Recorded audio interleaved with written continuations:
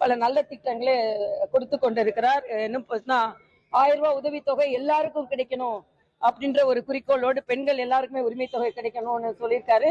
அது மட்டுமல்ல, நான் இருக்கும்போதே லேப்டாப், இன்னைக்கு தமிழகத்துல கூட எல்லா குழந்தைகளுக்கும் லேப்டாப் கொடுக்கிற எண்ணம் இல்லை. அதே மாதிரி 10% இடஒதுக்கீடுல இன்னைக்கு எனக்கு பேரண்ட்ஸ் டீச்சர் அசோசியேஷனோட லீடர் போன் பண்ணாரு.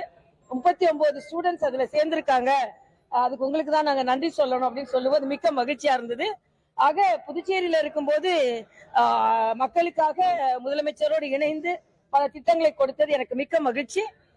இன்னும் வருங்காலத்திலையும் புதுச்சேரி மக்களின் வளர்ச்சிக்காக எனது பணி இருக்கும். அரசியல் பணியா இருக்கும், ஆட்சி பணியா இருக்காது. அதுல நான் ரொம்ப உறுதியா இருக்கேன். எங்க மாநில தலைவரா சகோதரர் ராமலிங்கம் அவர்கள் தேர்ந்தெடுக்கப்பட்டது எனக்கு மிக்க மகிழ்ச்சி. அவருக்கு நான் எனது வாழ்த்துக்களை தெரிவித்துக் கொள்கிறேன். பாரதிய ஜனதா கட்சியோட மாநில